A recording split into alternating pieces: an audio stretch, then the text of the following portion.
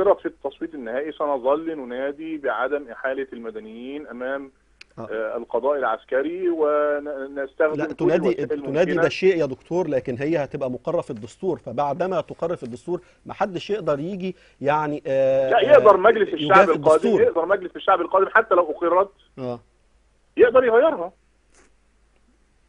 طيب يعني يا دكتور يقدر طلعت، طب من يعني حق. انتوا فيما يخص هذه المادة، هل من الممكن ان تدفعكم اقرار هذه المادة لدعوة الناس ومؤيدي حزب النور للتصويت بلا على هذا الدستور عندما يطرح على الاستفتاء العام؟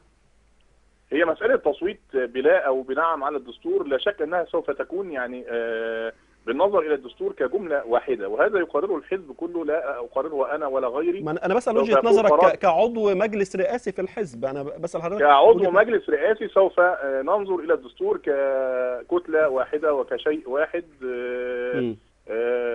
وحينها سنقرر هل سنصوت بنعم أم لا. ترى يعني اسمح لي يا دكتور، ممكن البعض يرى ان موقفكم ده موقف شوية للحقيقة يراه البعض يعني نقول متساهل او مطاط او غير واضح، يعني فضلا عن معاني اخرى من الممكن البعض ان يراها. يعني انتوا دلوقتي قدام يا ماده أستاذ أحمد، بتسمح. أنت عايز عشان مادة واحدة أنت عايز الدستور توافق عليه بنسبة 100%، يكون أنت كل مواد الدستور من المادة الأولى إلى المادة الأخيرة أنت موافق عليها بشكل طيب كامل. لا يا